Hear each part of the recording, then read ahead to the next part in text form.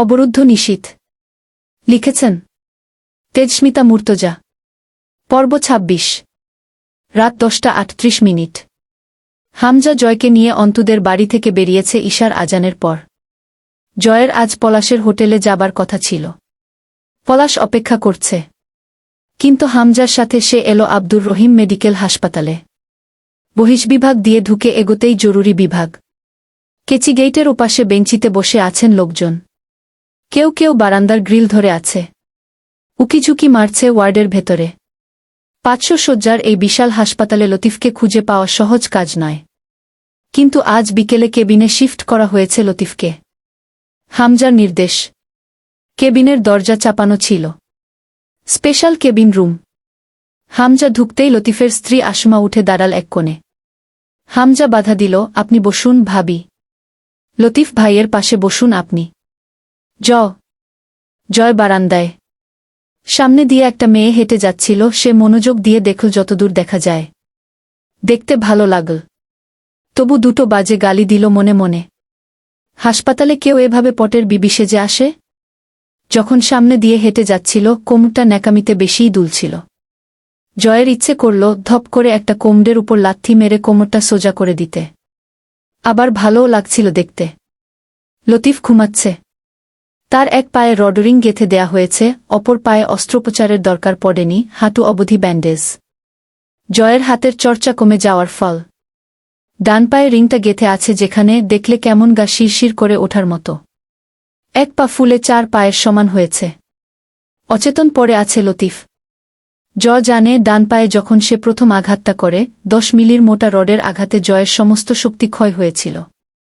হাঁটুর নিচে ফিমারের হাড্ডিগুলো চূর্ণ হয়ে গেঁথে যাবার কথা ভেতরে মাংসপেশির ভেতরে। তাই হয়েছে। এই রিং এই পা ঠিক করতে পারবে বলে মনে হয় না। পরের আঘাতটা করার সময় দয়া করেছে জয়। হামজা লতিফের ছোট্ট মেয়েটাকে কোলের উপর বসিয়ে আদর করছিল। হামজার কাছে বেশ কিছু চকলেট পেয়ে বাচ্চাটি খুব খুশি। হামজা আসমাকে সান্ত্বনা দিল, ভাবি আপনি কাঁদবেন না। যারা লতিফ ভাইজের এই হাল করেছে প্রত্যেকে তাদের ন্যায্য শাস্তি পাবে। আসমা কেঁদে ফেল, কে করছে এই কাজ বলেন তো? এইবারও কি? এবারও মাঝহার। আগেরবার গুলি করেছে, এবার পায়ে রডের আঘাত। কেন করেছে জানেন? যাতে লতিফ ভাই আর আমাদের কাজে না লাগতে পারে। আচ্ছা ভাবি, পুলিশ আসলে আপনি কি মাঝহারের বিরুদ্ধে বয়ান দিতে পারবেন? মহিলার চোখে মুখে দ্বিধা। মহিলাকে চুপ থাকতে দেখে হামজা হতাশ হয়, তাহলে আর কি? এভাবেই আমার লোকগুলো আহত হতে থাকবে ওদের হাতে। যেহেতু আপনিও বয়ান দিতে পারবেন না। মহিলার ওপর হামজার চাল খাটল। মহিলা বলল, আমি দেব বয়ান। আপনার কথা চিন্তা করতেছি না। আমার স্বামীরে ওই হারামজাদা ২ বার এমনভাবে জখম করছে, তারে পুলিশে কেন, আমি তারে ফাঁসিতে ঝোলাব। ২ ভাই প্রসন্ন হাসল। জয়ের তো কান্না পেয়ে যাচ্ছিল মহিলার এই বাহাদুরিতে। এখানে মূলত তাকে ফাঁসিতে ঝোলানোর কথা চলছে। মহিলা জানলে তার সামনে বলতো না এভাবে। হামজা বলল, এমনও হতে পারে, দেখবেন মাঝহার আসবে দেখতে লতিফ ভাইকে। ও কিন্তু স্বীকার করবে না কাজটাও করেছে। নিশ্চিত দোষ দেবে আমার অথবা জয়ের। আমার কথা মিলিয়ে নেবেন। অপারেশনের বিল মেটানো হয়নি। হামজা কল করে দেওয়ার পর বকেয়াতে অস্ত্রোপচার সম্পন্ন হয়েছে।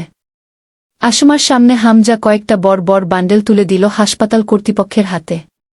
কমপক্ষে ওখানে লাখ ৫ টাকা তো হবে, অথবা হতে পারে তারও বেশি। আসমা কৃতজ্ঞতায় সজল চোখে চেয়ে থাকে সাদা পাঞ্জাবি পরিহিত টকবগে পুরুষটির কর্তব্যপরায়ণ শক্ত দেহের পানে।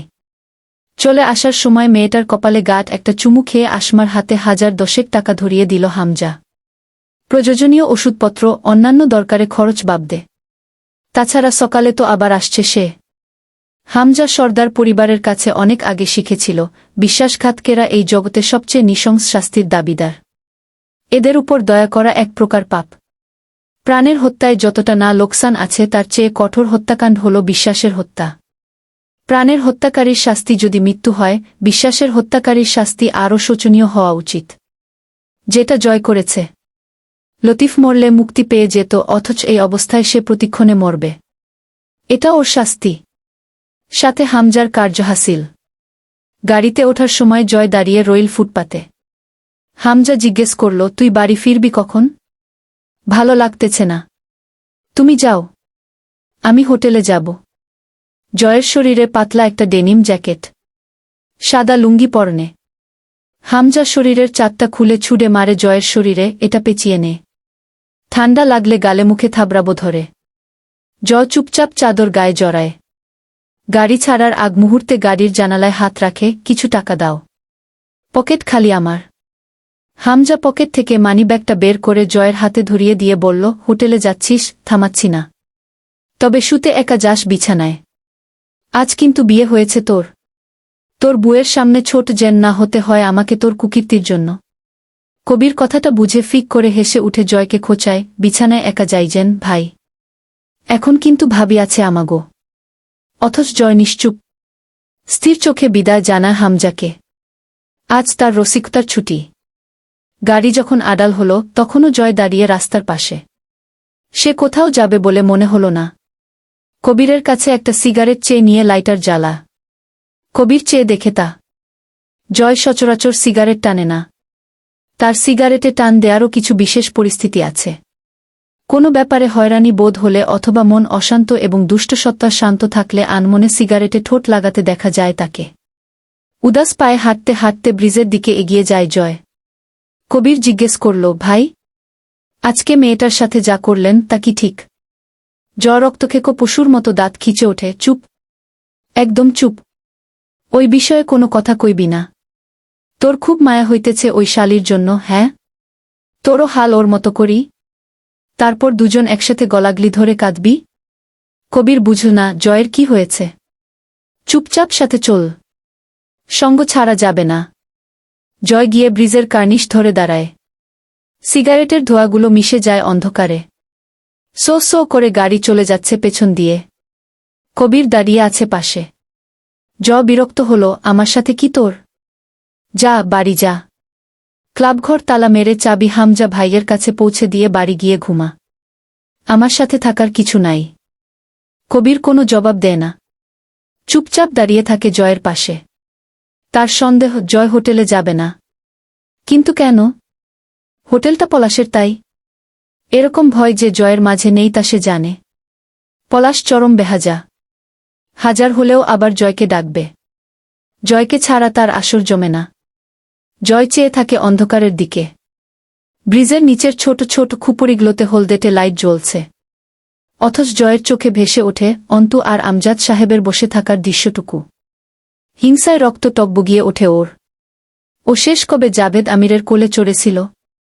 তখন এতটাই ছোট ছিল যে সেসব উপভোগ করার মতো মানসিক বিকাশ ওর হয়নি। অন্তুর সাথে ওর বাপের সাথে যা ভাব, সব ন্যাকামি যত। কি থেকে কি হয়ে গেল? শুধু ইচ্ছে করছিল পাড়ার লোকগুলোর এক একটাকে কেটে টুকরো করতে। ওদের ন্যাকামি আর হামজার সম্মান বাঁচাতে আজ বিয়ে করে আসতে হয়েছে। তরুর সামনে গিয়ে দাঁড়ানোটা অস্বস্তিকর হবে। এটাই মূল কারণ রাতটা বাড়ি না ফেরার। যত রাতেই ফিরুক দেখা যাবে মেয়েটা সোফার উপর বসে ঝিমোচ্ছে। রাতের খাবারটা খায়নি, জয়ের সাথে খাবে বলে। জয়কে খেতে দিতে হবে বলে ঘুম আসলেও ঘরে গিয়ে শোয়নি। জিজ্ঞেস করবে কোথা থেকে আসছেন? এত রাত করে ফিরতে হবে কেন? কোথায় ছিলেন এতক্ষণ? জয় তরুকে মিথ্যা বলতে পারে না। কোনোদিন বলেনি। মেয়েটার কাছে জয় খুব যত্নের, ওর সাথে জয় কোনোদিন বিরূপ হয়নি। আজ সত্যি বলে নিজের নোংরা জীবনের একমাত্র প্রতীক্ষিণীর মন ভেঙে গুঁড়ো করতে তার ভালো লাগবে না। মেয়েটা ওর একাকিত্ব সইছে কিন্তু নিজে না, অথচ অন্য কাউকে জয়ের পাশে মানতে পারবে না। জয় হেঁটে ব্রিজের নিচের খুপড়িগুলোর দিকে এগো। এখন ওই খুপড়িতে বসবাস করা ভূমিহীন লোকগুলোর বাড়িতে যাবে, ওদের ঘুম কামাই করিয়ে আবোলতাবোল কথা বলবে রাতভর। কারো বাড়িতে ছোট্ট পিকনিকের আয়োজনও করতে পারে। কবিরকে বলবে এই জিনিস কিনে আন। মাটির চুলোর পাশে বসে নিজে রাঁধবে, শেষ রাতে সবাইকে সাথে নিয়ে খাবে। সারারাত গলা ভেঙে গান গাইবে। ফজরের আজানের সময় বাড়ি ফিরবে। লোকগুলোও সায় দেয়। বরং চরম খুশি হয় এই পাগল লোকের হুটহাট উপস্থিতিতে। এসব ভেবে কবির বিরক্তিতে মাথা ঝাড়া দেয়। হতাশ শ্বাস ফেলে জয়ের পেছনে যায়। পিছু সে ছাড়তে পারবে না, কেন পারবে না জানে না। শুধু জানে জয়ের পেছনে যেতে হবে, তাকে সাথে থাকতে হবে। রাত 12টা পার। কুয়াশায় বারান্দার গ্রিল অবধি দেখা যায় না। অন্তু বসে থাকে বারান্দার মেঝের উপর ঘরের দেয়ালে পিঠ ঠেকিয়ে। সারারাত হুহু করে উত্তুরে হাওয়া নাকে মুখে ঢুকেছে। ঠান্ডার চোটে পিঠ বেঁকে এসেছে, সেসব কিছুই গায়ে লাগেনি অন্তুর। সন্ধ্যারাতে বিয়ে পড়িয়ে রেখে কাজী সাহেব বেরিয়ে গেলেন। একে একে লোকজন নিজেদের নৈতিক দায়িত্ব পালন করে তৃপ্ত মনে নিজ নিজ ঘরে ফিরল। বেরিয়ে যাবার সময় হামজা বলে গেছিল, এখানে থেকে পরীক্ষাটা শেষ করো। আমি জানি তুমি আজ যেতে চাইবে না, যেতেও বলছিও না আপাতত। তবে আমাদের বাড়ির বুয়েরা বাপের বাড়িতে থাকে না, রেওয়াজ নেই। পরীক্ষা শেষ হওয়া অবধি থাকো এবং নিজেকে শান্ত করো। লোকে যাই জানুক, তুমি জানো কিছুই হয়নি। So don't be upset. হু। লোকটা দেখতে অতিকায় শুদ্ধবলিষ্ঠ ব্যক্তিত্বসম্পন্ন পুরুষ। এই ছদ্মরূপ তার আসল প্রকৃতিকে আড়াল করেছে। তবে আসল হামজাটাকে কি, কেমন? আজ অন্তুর এই মরণক্ষণে আমজাদ সাহেব এলেন না অন্তুর কাছে। আসতে নেই। রাবেয়া এসে পাশে বসলেন। অন্তু একটুও তাড়াহুড়ো করল না চোখের পানি মুছতে। অন্ধকারে দেখা যাচ্ছে না তা, কিন্তু কথা বলতে তার ভয়। কণ্ঠস্বর ও নাক আটকে আছে। আম্মুর সামনে কাঁদতে নেই। ঘরে যা অন্তু। অন্তুর আস্তে করে শুয়ে পড়ল শীতল মেঝের উপর। মাথাটা মায়ের কোলে রেখে বলল, আজ তোমার বোঝা হালকা হলো আম্মা। তোমার অন্তু বিয়ে করবে না দেখো হয়ে গেছে। চুলে হাত বুলালেন রাবেয়া। চুপ কর অন্তু। ওঠ, ঘরে চল। জ্বর বাঁধাবি? আম্মা। কাঁদছ কেন? কাদার মতো কথা বললাম। কাঁদতেছি না। ওঠ তো অন্তু। থাপ্পড় মারব কিন্তু একটা। এইখানে ঠান্ডা। তাতে কি? ভালোই লাগতেছে। তুমি ঘরে যাও। তুমি বুঝবা না ঠান্ডার হাওয়ায় বসে থাকার আরাম। যাও যাও। আব্বু একা। মরে যাইতে চাস? তাইলে আমারে আগে মার। কণ্ঠটা আবার ভেঙে এলো রাবেয়ার। আমিই তো তোরে জন্ম দিয়ে পাপ করছি রে মা। তোরে জন্ম না দিলে এই দিন তোর জীবনে আসতই না। আমার গর্বের দোষ। ওঠ অন্তু। কার কি হচ্ছে জানি না, আমার কিন্তু সহ্য হইতেছে না। শোন। ওঠ। অন্তু উঠে বসে। ধুরু। ভাবলাম একটু শীত বিলাস করব, এখানে ইমোশনাল সিন চলছে। ওঠো, চলো শুয়ে পড়ি। অন্তু মুখচোখ ধুয়ে এলো। পানি বরফের মতো ঠান্ডা।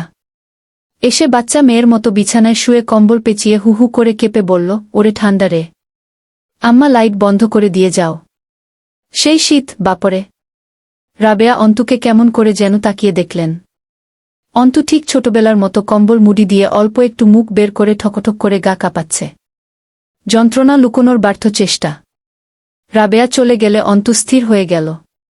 কতক্ষণ অন্ধকারে ছাদের দিকে চেয়ে রইল। এই শীতের রাতে বুকে জ্বলা আগুনের সাহস খুব বেশি। এত ঠান্ডা, এত কুয়াশা, তবু বুকের উত্তাপ গমগম করছে। অন্তু উঠে গিয়ে বারান্দার দেয়ালে হেলান দিয়ে বসে। নিশ্চুপ এক মাঝরাত। চুপচুপ করে বৃষ্টির মতো চোখের দুই কোণ বেয়ে পানি গড়িয়ে পড়ল। কান্না জমে বুকটা কাঁপছে।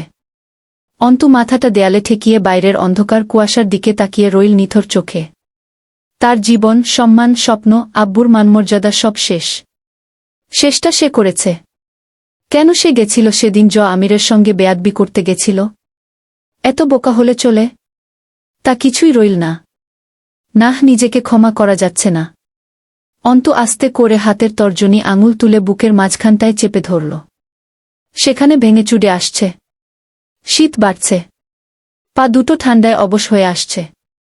অন্তু একটা খেলা খেলার চেষ্টা করল। এই শরীরের যন্ত্রণা, এটা কি তার বুকের ব্যথার চেয়ে বেশি তীব্র নাকি কম? জিতল বুকের ব্যথা। শরীরের ব্যথা অনুভূত হচ্ছে না। সে অনড় বসে রইল মাথা ঠেকিয়ে। ফজরের আজান হল।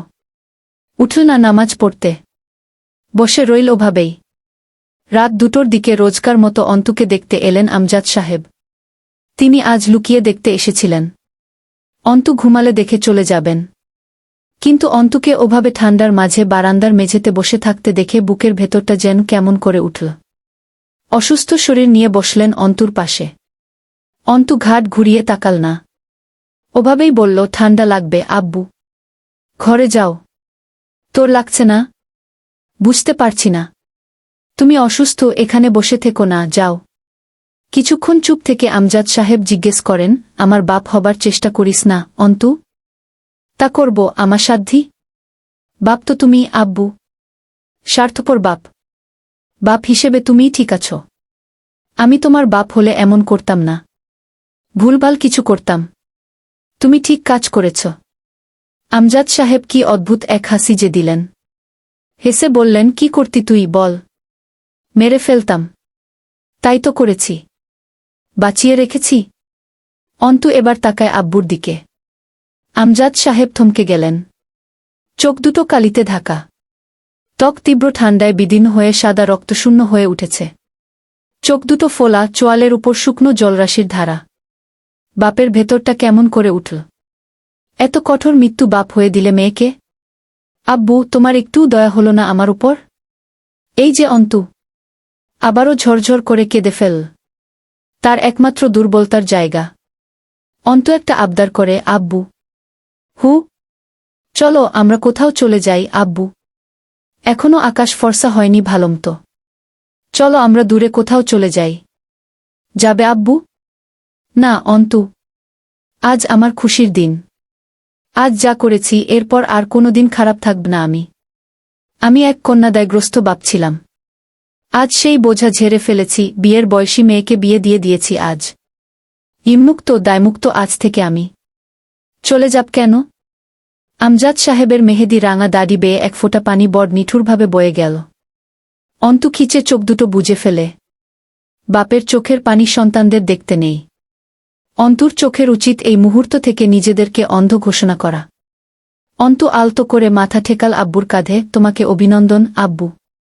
তোমার অন্তুর বিয়ে হয়ে গেছে আমিরের সাথে। তোমার আর চিন্তা নেই। আমজাদ সাহেব নিজের শরীর থেকে চাদরটা খুলে অন্তুর পা দুটো গুটিয়ে চাদরটা জড়িয়ে দিয়ে হাত গুটিয়ে আবার আচমকা অন্তুর পায়ে হাত ছোঁয়ালেন। আমাকে ক্ষমা করতে পারবি মা? মারে। ও মা। অন্তু ছিটকে উঠল। দুহাত দিয়ে আব্বুর পা জড়িয়ে ধরে আকুতি করে উঠল, আব্বু প্লিজ না। এত বড় পাপি করো না আমায়। আব্বু দয়া করো। মা। আমার মা। আমজাদ সাহেব কেমন করে ডেকে উঠলেন। অন্তুর হাত পা অন্ধ হয়ে উঠল। আমজাদ সাহেব অন্তুর হাত দুটো মুঠো করে ধরে বললেন, মা। তুই আমার মা। আজ তোর ছেলেকে ক্ষমা কর মা। আজ তোর সাথে এই অধম বাপ যা করেছে তুই আমায় বাধাস না না অন্তু। অন্তু আর নিজেকে সামলায় কি করে। আব্বুর হাতের মুঠোর উপর কপাল ঠেকিয়ে হু হু করে কেঁদে উঠল, পাগল হলে আব্বু। এমন করছো কেন? বাঁচতে দেবে না আমায়? তুমি এমন করলে আমি কিন্তু কিছু করে ফেলব আব্বু। একদম আমাকে ভেঙে ফেলার চেষ্টা করবে না খবরদার। ফস ফস করে কয়েকটা নিঃশ্বাস ফেলেন আমজাদ সাহেব। বুকের ওঠানামা বাড়ল। অন্তু আতকে উঠল, কি হয়েছে আব্বু? প্রেশারের ওষুধ খাওনি? আমজাদ সাহেব অস্থিরভাবে জোরে জোরে শ্বাস ফেলে বললেন, আমার কিচ্ছু হয়নি। মার খাবি এবার আমার হাতে কিন্তু। চাদর গায়ে জড়িয়ে বস। আব্বু ওঠো। চলো ঘরে যাই। এখানে ঠান্ডা। ওঠো তো তাড়াতাড়ি। আমজাদ সাহেব আবদার করার মতো বললেন, এত ব্যস্ত হোস না তো অন্তু। বস, দুটো কথা বলি। আমি তোর সাথে কথা বলতে এসেছি অন্তু। অন্তু। শোনো, শান্ত হ। আমার কিচ্ছু হয়নি। অন্তু গলা উঁচিয়ে রাবেয়া বেগম ও অন্তিককে ডাকে। আমজাদ সাহেব তখনও আস্তে করে বলেন, আমি আর কিছুক্ষণ তোর সাথে কথা বলি অন্তু। অন্তু ডুকরে ওঠে, অমন কেন করছো আব্বু? এভাবে কেন কথা বলছো? কি সব বলছো তুমি? আব্বু তুমি এমন করলে কিন্তু। অন্তিক এলো। রাবেয়া দৌড়ে এলেন। আমজাদ সাহেব আবার বলেন, অন্তু তোর সাথে আমার বোঝাপড়া আছে অনেক। একটু সময় দে আমায়, এত অস্থির হোস না। আমি কিছুক্ষণ বসি তোর কাছে। কথা বলি কিছু সময় তোর সাথে বসে। ভোররাতে কলিং বাজছে পাটোয়ারি বাড়ির দোতলায়। বালায় মেহেরবানি, দারওয়াজা খুলিয়ে টিংটিং টুংটাং। তরু চট করে চোখ খুলে উঠে দরজা খুলে দেয়। জয় ভেতরে এসে চাদরটা গা থেকে খুলে হাতে রাখে। তরু ভ্রু কুচকায়, এটা এখন তার উপর ছুড়ে মারার কথা। অথচ জয় তাকাচ্ছেও না। তরু জিজ্ঞেস করে, কোথায় ছিলেন এতক্ষণ? এই শেষরাত মানুষের বাড়ি ফেরার সময়? জয় নিগুড় চোখে তাকায় মেয়েটার দিকে। তরু আবার জিজ্ঞেস করে, এত দেরি কেন? জয় চোখ সরায় তরুর চোখ থেকে, খেয়েছিস রাতে? খেয়েছি। জয় হাসে, এত খাস তবু মিথ্যা বলতে শিখিস না। খেলে মিথ্যা বলা শেখা যায়? জ্বর হাসে। আস্তে করে বলল তরু, আপনি খাবেন না? জয় বলল, না, খেয়ে এসেছি। কেবল নিশ্চুপ মাথা নেড়ে সম্মতি দেয়া। জয় ভয় পায় তরুর অভিমানকে, ভয় পায় ওই মেয়ের চোখের কাতরতাকে। এই নিঃস্ব জীবনের একমাত্র যত্নকারী, আগলে রাখার মানুষ তরু জয়ের।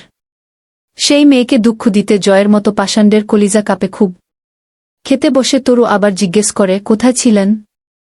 এত দেরি তো করেন না ফিরতে? জয় হেঁটে ঘুরে এসে তরুর পাশে দাঁড়িয়ে জগ উঠিয়ে নিতে নিতে ফিসফিস করে বলে, তোকে খুন করে এসেছি আজ। তরু আতকে ওঠে অজান্তে। জয় মিথ্যা বলে না। হাসতে হাসতে কঠিন সত্য বলে। তবুও হাসে, আপনার হাতে আমার খুন মঞ্জুর। জয় মাথা নাড়ে, উহু। যে উপায়ে আজ তোরে খুন করে আসলাম, তুই সইতে পারবি না। তরু কথা বলে না, চেয়ে থাকে জয়ের দিকে। জয় ঘুরে ওপারে গিয়ে টেবিলে বসে খাবারে হাত রেখে বলে, বুঝলি তরু, তোরে ভালোবাসতে না পারাটা আমার জীবনের সবচেয়ে বড় ব্যর্থতা। এমন হইলেও হইতো আমি তোরে তোর মতো করে ভালোবেসে বিয়ে করে এক জীবন পাড়ি দিতাম। তরু ছটফটিয়ে ওঠে, এসব কথা কেন উঠছে? ওঠার কথা বলে উঠতেছে। আমি কি কোনোদিন চেয়েছি ওভাবে? আপনি পারেননি, আমিও তো আর বলিনি। এভাবে তো চলছে বেশ। আমি আপনাকে চরম নির্লজ্জতার সাথে ভালোবাসি। আপনাকে ভালোবাসার সময় আমার আত্মসম্মান থাকে না। এবার আবার জিজ্ঞেস করবেন না যেন কেন ভালোবাসি আপনাকে। আমি কিন্তু বলবো না। জ্বর হাসে, আমি জিজ্ঞেস করলেই তুই বলবি। জিজ্ঞেস করবেন আপনি? করব। বল, কেন ভালোবাসিস আমায়? তরু মসৃণ হাসে, 3 বোনের পর যখন আমি মায়ের গর্ভে, তখন বাপ ভেবেছিল এবার একটা ছেলে হবে। হলাম আমি। বাপ আমায় মানল না। মায়ের পক্ষে সম্ভব হলো না আমাকে মানুষ করা। চলে এলাম খালার কাছে। 4 বেলা খেটেছি, 2 বেলা খেয়ে আশ্রিতার জীবনে মানুষ হয়েছি। হামজা ভাই পড়ালেন টুকটাক, তুলি আপার কাছে শুয়ে থেকেছি। আমারও শখ থাকতে পারে, একথা কারও স্মরণে আসেনি। তবে এক নোংরা মানুষের কাছে আমি 2টো চুলের ক্লিপ, 1 জোড়া হাতের চুড়ি, চোখের কাজলের স্টিক, চুলে গোজার ফুলের খোপা, ভারত থেকে আনা শাল চাদরখানা, নবীরবরণের শাড়ি, রাস্তার মোড়ের মামার দোকানের ঝালমুড়ি, বাড়ির সামনে দিয়ে যাওয়া চালতার আচার পেয়ে এসেছি কাল ধরে তার হাত থেকে। আমি যখন ছোট্ট ছিলাম এ বাড়িতে এক তেড়া ছেলের বাস ছিল, যার কাজের ঠিক নেই, কথায় রস নেই, লোকে বলে নিকৃষ্ট লোক সে। সেও বলে আমি নাকি তার থেকে এসব আদায় করে নিয়েছি নিজের যত্ন দিয়ে। অথচ আমি ছোট ছিলাম, যত্ন করা বুঝতাম না। তুলি আপা একবার চুল ধরে মারতে এলো, সে গিয়ে তুলি আপাকে ধাক্কা দিয়ে ফেলে বলল, ছোট মানুষ, ওকে মারবি না আর, নয়তো আমি তোর কান ফাটিয়ে হাসপাতাল করব। এবার বলুন, আমি তাকে যত্নে ভালোবেসেছি নাকি ভালোবাসতে বাধ্য করেছে? তরুর চোখ দিয়ে ঝরঝর করে পানি পড়ছে, অথচ কথা আটকাচ্ছে না মেয়েটার। জয় তা দেখে হাসল। আজ সে এক মহাপাপ করে এসেছে। তার খুব আনন্দ লাগছে। কিসের যেন বিষাদানন্দ আন্দোলনে নেমেছে জয়ের বুকে। ধীরে ধীরে তা সংক্রামক ব্যাধির মতো ছড়িয়ে পড়ছে ভেতরে। জয় জিজ্ঞেস করল, আর কোনো কারণ নেই? তরু চোখ মুছে হাসে, আছে তো। মেয়ে মানুষ রহস্যমণ্ডিত, জানেন না? তারা কি থেকে যে কিসে আটকে যায়। কেউ কেউ কোনো পুরুষের গোপন নিঃসঙ্গতায় আটকে যায়, বাপমাহীন বেপরোয়া জীবনে আটকে যায়, যদিও তার পাপগুলোকে ক্ষমা করে নয়। আপনি পাপী, জঘন্য পাপী। আর আমি সেই পাপীর নির্লজ্জ প্রেম পিপাসী। সাহিত্যিক কথাবার্তা না? 2 জন হো হো করে হেসে ফেলে। তরুর চোখে পানি, জয়ের চোখ জ্বলছে, লাল হয়ে উঠেছে চোখ দুটো। কিন্তু জয় কাঁদতে পারে না, কারণ সে কাঁদতে শেখেনি, কাঁদা ব্যাপারটা কেমন হয় সে জানে না। অনেকক্ষণ 2 জন হাসল মাথা নিচু করে। জয় যখন খাওয়া শেষ করে ঘরে যায়, তখন ফজরের নামাজ শেষ হয়েছে মসজিদগুলোতে। সে গিটারটা নিয়ে বারান্দায় বসে। কুয়াশা যেন মোটা চাদরের মতো প্রকৃতিতে বিছিয়ে আছে। তরু ঘরে গিয়ে শুয়ে পড়ে আস্তে করে কোয়েলের পাশে। তার ওপাশে তুলি ঘুমাচ্ছে। টুংটাং গিটারের শব্দের সাথে ভেসে আসছে জয়ের ভাঙা গলার আওয়াজ। আমি বা কে, আমার মনটা বা কে? আজও পারলাম না আমার মনরে চিনিতে। ও পাগল মনরে। মন কেন এত কথা বলে? আমি যত চাই আমার মনরে বোঝাইতে, মন আমার চায় রমের ঘোড়া দৌড়াইতে। ও পাগল মনরে।